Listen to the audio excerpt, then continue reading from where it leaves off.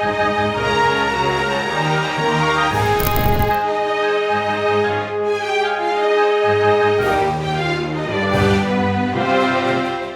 இரட்சகருமாகிய இயேசு கிறிஸ்துவின் நாமத்திலே இயேசுவின் இளைப்பாறுதல் ஊழியத்தின் சார்பாக இந்த தொலைக்காட்சி வாயிலாய் 2026 ஆண்டு 2ஆம் மாதம் வாக்குத்தத்த வசனத்தின் நிமித்தமாய் உங்களை சந்திப்பதிலே மிகுந்த சந்தோஷம் அடைகிறேன்.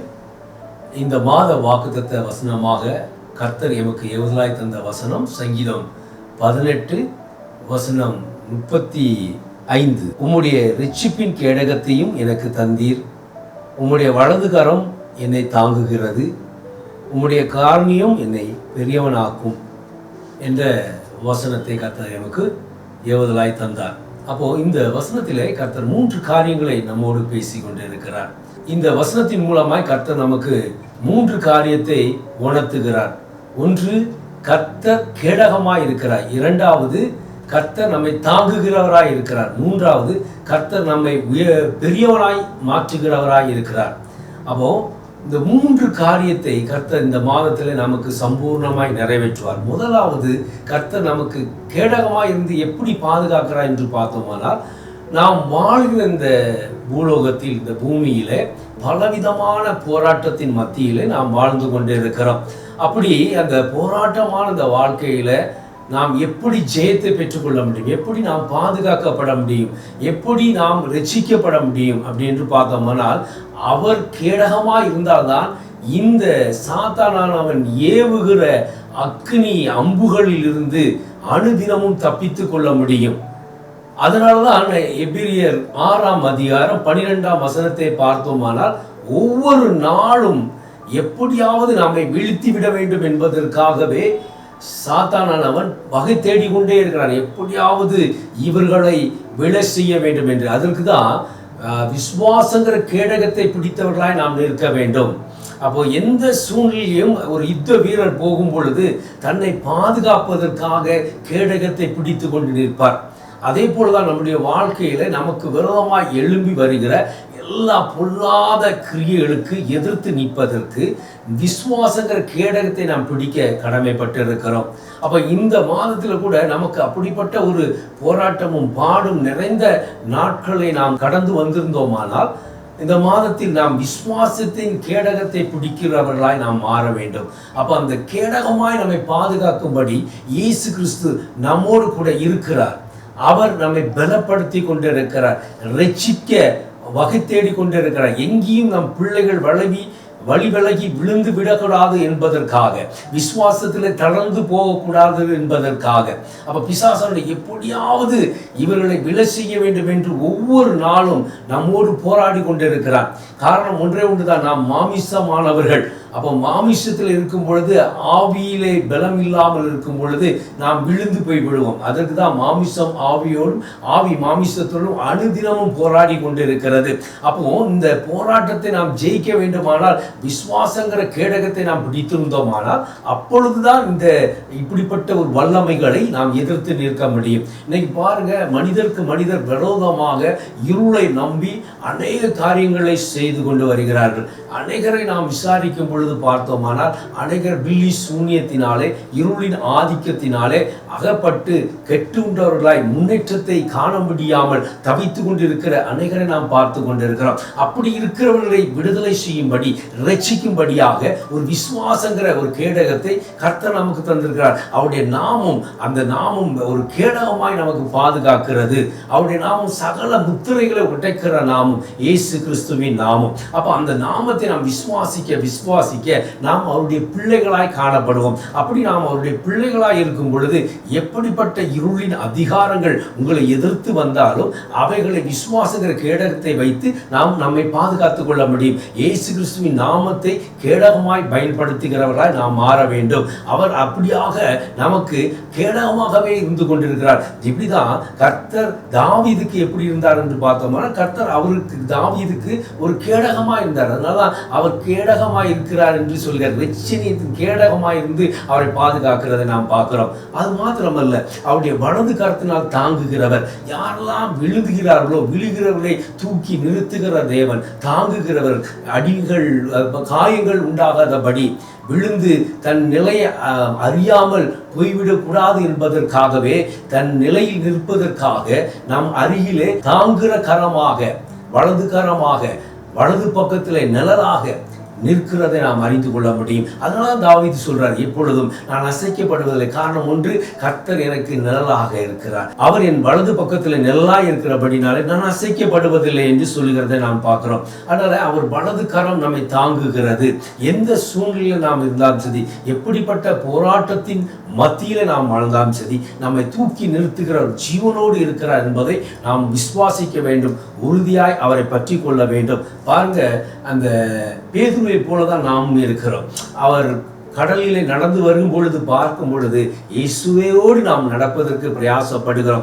ஆனால் அதே போலதான் பேதுருவும் அதை பிரயாசப்பட்டார். இயேசுடைய வார்த்தைகளும் அவர் நடந்து வருகிற அந்த அற்புதத்தையும் கண்ட உடனே அவரை பின்தொடர்வதற்காக, அவரோடு நடப்பதற்காக பிரயாசப்படுகிறதை நாம் பார்க்க முடியும். நான் அப்படி நடந்து வரட்டுமா என்று கேட்கும் பொழுது அவர் உத்தரவு கொடுத்த உடனே தான் நடந்து வருகிறான். ஆனால் நடந்து வரும் பொழுது அவன் எப்பொழுது அந்த அலையையும் காற்றையும் பார்த்தானோ அப்பொழுது அவிழ்ந்து போகிறதை நாம் பார்க்கிறோம். உடனே ஆண்டவரே என்று அவன் கூக்குரலிட்டதை நாம் பார்க்கிறோம். உடனே இயேசு அவனுடைய வலது கரத்தை பிடித்து தூக்கினதை பார்க்கிறோம். ஆனால் தூக்கும் பொழுது ஒரு வார்த்தை சொல்லுகிறார், ஏன் நீ இன்னும் அற்ப விசுவாசியாய் இருக்கிறாய் என்று கேட்கிறதை பார்க்கிறோம். நம்பி அதில் நிலைத்திருக்க வேண்டும் என்பதுதான் அவர் விரும்புகிற காரியம். அவன் அற்ப விசுவாசமாய் இருந்ததுனால முதல் விசுவாசத்தோடு கர்த்தருடைய வார்த்தையை கேட்டு அவன் பயணித்தான். ஆனால் அதை பாதியில அந்த உலகத்தினுடைய நெருக்கத்தையும் காற்றையும் கடலையும் பார்த்த உடனே அவனுடைய விசுவாசம் அவிழ்ந்து போய்விட்டது. அதனால்தான் அவன் அந்த சமுத்திரத்தில் அவிழ்ந்து போனான். அவன் அவிழ்ந்து போகும் பொழுது அவன் கர்த்தரை நோக்கி கூப்பிட்டான். உடனே அவன் கரங்களை பிடித்து அவர் தூக்கினதை பார்க்கிறோம். அப்படிதான் தேவன் உடனே நம்மை காப்பாற்றுவதற்கு ஆயத்தமாகவே இருக்கிறார். ஆனாலும் அவர் சொன்ன ஒரு வார்த்தை, அற்ப விசுவாசி. அப்ப நம்முடைய விசுவாசம் எப்படி இருக்க வேண்டும்? ஒரு விசுவாசமாய் இருக்க வேண்டும். எந்த சூழலிலும் நாம் தேவனை விட்டு விலகாதபடி அதில் நிலைத்து நிற்கிற ஒரு விசுவாசத்திலே நாம் நிற்க வேண்டும் என்பதுதான் கர்த்தர் விரும்புகிறார். மூன்றாவது நாம் பார்த்தோமானால், அவர் காரணியத்தினால் என்னை பெரியவனாக்குகிறார் அப்படின்னா, அவர் காரணியம் என்றால் என்ன என்று பார்த்தோம்னால், அன்பு, இரக்கம், தயவு, இந்த மூன்று தான் அவருடைய காரணியமாக இருந்தது. அந்த காரணியத்தை நான் நம்ப வேண்டும், விசுவாசிக்க வேண்டும். அவருடைய அந்த அன்பும் இரக்கமும் தயவுனால தான் நாம் பெரியவனாய் மாற்றப்படுகிறோம். அவருடைய இரக்கமும் தயவும் நமக்குள் இல்லாமல் இருந்தால், அன்பு வெளிப்படாமல் இருந்தால், நாம் ஒருபோதும் ஒரு உயர்ந்த நிலைக்கு வர முடியாது. கர்த்தருடைய காரணியம் நம்மை பெரியவனாய் மாற்றும்படியாக ஆயத்தமாய் இருக்கிறது. அதற்கு இரண்டு காரியம் முக்கியமாய் நமக்கு தேவை உள்ளது. ஒன்று, அந்த இரட்சிக்கிற கேடகத்தை விசுவாசிக்கிற அனுபவம் நமக்குள் இருக்க வேண்டும். இரண்டாவது, நம்மை தாங்குகிற கரம் எது என்று அறிந்து கொள்ள வேண்டும். அவருடைய வலது கரம் தான் நம்மை தாங்கும்படியாக, விழுகிற யாவரையும் தாங்கி பிடிக்கிற கரம், உளையான சேற்றிலிருந்து தூக்கி நிறுத்துகிற கரம். நாம் எந்த சூழ்நிலையில் இருந்தாலும் சரி, நம்மை விட்டு விலகாத கரம், கைவிடாத கரம். அந்த கரத்தின் மீது நாம் விசுவாசம் உள்ளவர்களாய் இருக்க வேண்டும். நமக்காகவே அந்த கரங்களிலே ஆணி அடிக்கப்பட்டது. அந்த ஆணி பாய்ந்த அந்த கரம் நம்முடைய காயங்கள் எல்லாம் குணமாக்கி கொண்டிருக்கிறது. அப்படிப்பட்ட ஒரு தேவன் ஒன்றே ஒன்றுதான். அவருடைய காரணியம் என்பது அன்பு. அந்த அன்பு தான் நம்மை பெரியவனாய் மாற்றுகிறது. அவருடைய இரக்கம்தான் நம் பாவியாக இருந்தாலும் அவன் நம்மை ரட்சித்து மீட்டு கொண்டு நம்மை மேன்மைப்படுத்தும்படியாய், நம்மை உயர்த்தும்படியாய், பெரியவனாய் மாற்றும்படியாய் அந்த இரக்கம் நமக்கு இறங்கி வந்துள்ளது. அவர் இரக்கத்தின் தேவனாய் இருக்கிறார். மூன்றாவது நாம் பார்த்தோமானால், அவருடைய தயவு இல்லாமல் இந்த உலகத்திலே நாம் ஒன்றுமே செய்ய முடியாது. எனவேதான் அவர்கள் தயவை நோக்கி பயணிக்கிறவர்களாய் காணப்பட வேண்டும். எத்தனையோ காரியங்கள் உலகத்திலே நாம் ஆயத்தப்படுத்திக் கொள்ள முடியும். ஆனால் அவைகள் எல்லாம் நிலையற்றதாய் காணப்படுகிறது. எத்தனையோ முயற்சிகள் நாம் செய்திருப்போம், ஆனால் அவைகள் எல்லாம் வெற்றியாய் மாறி இருக்காது. எப்பொழுது அவருடைய தயவு நாம் கிடைத்து விட்டதோ, எப்பொழுது அவருடைய அன்பிலே நாம் பூர்ணப்பட்டு விட்டோமோ, எப்பொழுது அவருடைய இரக்கத்தை நாம் பெற்றுக்கொண்டோமோ, நிச்சயமாய் நாம் பெரியவனாய் கர்த்தர் மாற்றி விடுவார். அந்த தயவு நமக்கு வேண்டும், அந்த அன்பை நாம் பெற்றுக்கொள்ள வேண்டும், அந்த காரணியத்தினால் நாம் இழுக்கப்பட வேண்டும். அதற்கு ஒன்றே ஒன்றுதான், விசுவாசத்திலே நிலைத்திருக்க வேண்டும். இந்த மாதத்தில் கூட கர்த்தர் நம்மை நோக்கி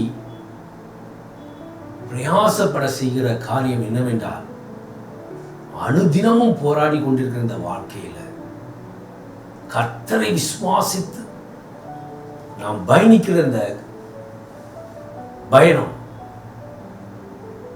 அது பாதுகாப்பான ஒரு பயணத்தோடு இருக்க வேண்டுமானால் விசுவாசங்கிற கேடகத்தை பிடிக்க வேண்டும்.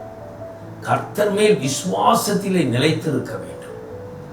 அப்பொழுது நாம் எப்படிப்பட்ட இருளா இருந்தாலும் சரி, போராட்டமா இருந்தாலும் சரி, விளக்கி பாதுகாக்கிறவர், நம்ம மீட்கிறவர், வேலையடைத்து வழி நடத்துகிறவர்.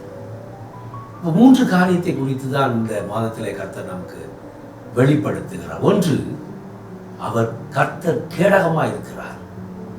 2, கர்த்தர் தாங்குகிறவராய் இருக்கிறார். 3, கர்த்தர் நம்மை பெரியவனாய் மாற்றுகிறார். இந்த 3 காரியமும் நம் வாழ்விலே நிறைவேற்றப்பட வேண்டுமானால், முதலாவது விசுவாசம், 2வது விசுவாசம், 3வது விசுவாசம் தான். விசுவாசத்திலே பெரியவனாய் இருக்க வேண்டும். அப்படி நாம் விசுவாசத்திலே பெரியவனாய் இருந்தோமானால், கர்த்தர் நம்மை இந்த உலகத்திலே எதை நாம் நாடிக்கொண்டிருக்கிறோமோ, எதற்காக பிரயாசப்பட்டு கொண்டிருக்கிறோமோ, எதற்காக ஜெபித்து காத்து கொண்டிருக்கிறோமோ, அவைகள் எல்லாவற்றிலும் மேன்மையானவர்களை தந்து நாம் அறியாதது எட்டாதமான பெரிய காரியங்களை நமக்கு அறிவித்து நிலைநிறுத்தி விடுவார். ஒருவேளை இந்த மாதத்தில் கூட பலவிதமான குழப்பத்தோடும் நீங்கள் காணப்பட்டிருந்தால், ஒருவேளை இந்த மாதத்தின் தொடக்கம் நம் விசுவாசத்தை கர்த்தர் பார்த்து கொண்டிருக்கிறார். அவருடைய கேடகம் ஆகிய இந்த இரட்சிப்பை நாம் பிடித்துக் கொள்ள வேண்டும், அதில் நிலைத்து இருக்க வேண்டும். அப்பொழுது நாம் விழுந்தாலும் தாங்குகிற அந்த வலதுகாரம் எப்பொழுதும் நம்மோடு கூட இருக்கும். அந்த காரணியத்தினால நம்மை பெரியவனாய் கர்த்தர் மாற்றி விடுவார். எனவே இந்த மாத வாக்குத்தத்த வசனத்தின் நிமித்தமாக கர்த்தர் நம்மை அளவில்லாமல் ஆசீர்வதிப்பாராக, நம்மை பெரியவனாய் மாற்றுவார். ஒருவேளை இன்னும் தள்ளப்பட்டவர்களாய் ஒரு முன்னேற்றம் இல்லாமல் பலவிதமான மாடுகளும் நிந்தைகளையும் அவமானங்களையும் கடந்து வந்திருந்தோமானால், இந்த 2வது மாதத்தில் கர்த்தர் நம்மை பெரிய காரியங்களை நமக்கு செய்து நம்மை பெரியவர்களாய் கர்த்தர் மாற்றுவார். அதற்கு நாம் விசுவாசத்தில் நிலைத்திருந்தோமானால் நிச்சயமாக நம்மை பெரிய நிலையிலே எதை நாடுகிறோமோ அதை பெற்று அதில் உயர்த்தப்பட்டிருப்போமாக. என்னோடு இணைந்து ஜெபிங்க, கர்த்தர் பெரிய காரியங்களை செய்வார். ஜெபம். அன்பின் பிதாவே, இந்த 2வது மாதத்திலும் அப்போ என்னோடு இணைந்து ஜெபிக்கிற பிள்ளைகளுடைய வாழ்க்கையில கர்த்தர் கேடகமாய் இருப்பீராகப்பா. தாங்குகிற தேவனாயிருந்து அவர்களை தாங்கி பிடித்து ஏந்தி வழி நடத்தும்படியாக நம்முடைய கரங்களில் ஒப்பு கொடுக்கிறோம் அப்பா. யார் யார் என்னென்ன காரியங்களுக்காக ஜெபித்து கொண்டு இருக்கிறார்கள், அந்த ஜெபங்கள் எல்லாம் கேட்கப்படட்டும். என்னுடைய காரணத்தினால் அவர்களை தாங்கி ஏந்தி அப்பா உடைய திட்டத்தின்படி வழி நடத்தும்படியாக இந்த மாதத்தில் என்னென்ன காரியங்களுக்காய் காத்து கொண்டிருந்தார்களோ எல்லாவற்றையும் பெற்றுக்கொள்ள கர்த்தர் கிருபை செய்யும். உம்முடைய நாமம் மகிமைப்படும்படியாக அப்பா அவர்களுடைய கெட்டுகளை எல்லாம் அறுத்து போடுவேராக. எந்தெந்த காரியங்கள் அவர்களுக்கு விரோதமாக எழும்பி வந்ததோ அவைகள் எல்லாவற்றையும் நிர்மலமாக்கி போடுவேராக. தொழிலில், வேலை ஸ்தலத்தில், படிக்கிற பிள்ளைகளுடைய வாழ்வில், அப்பா, வாலிப பிள்ளைகளுடைய வாழ்வில் என்னென்ன காரியங்கள் அவர்களுக்கு இடராய் நிற்கிறதோ, முன்னேற்றத்தை தடை செய்கிறதோ, எல்லாவற்றிலிருந்து விடுதலை கொடுத்து அவருடைய வாழ்க்கையிலே ஒரு பெரிய நிலைக்கு கர்த்தர் கொண்டு வர வேண்டும் என்று நான் ஜெபிக்கிறேன். அப்பா, இழந்து போனவர்கள் மீண்டும் எல்லாவற்றையும் பெற்று தன் நிலையிலே உயர்த்தப்பட கர்த்தர் கிருபை செய்யும். என்னோடு இணைந்து ஜெபிக்கிற பிள்ளைகளுடைய வாழ்விலே என்னென்ன காரியங்கள் குறைப்பட்டதோ அதை நிறைவாக்கும் என்று நான் ஜெபிக்கிறேன். அப்பா, மேன்மையானவர்களை கண்டடைய கர்த்தர் கிருபை செய்வேரா. இந்த மாதம் முழுவதும் கண்மணி போல் பாதுகாப்பேரா. உடைய காரணியத்தினால் அவர்களை பெரியவனாக்கி நிலைத்து நிற்க கர்த்தர் உயர்த்தும்படியாக நான் ஜெபிக்கிறேன். பெரிய காரியங்களை செய்யும் இயேசு கிறிஸ்துவின் இனிய நாமத்தில் ஜெபிக்கிறோம் ஜீவனுள்ள நல்ல பிதாவே, ஆமென். கர்த்தர் உங்கள் ஒவ்வொருவரையும் ஆசீர்வதிப்பாராக.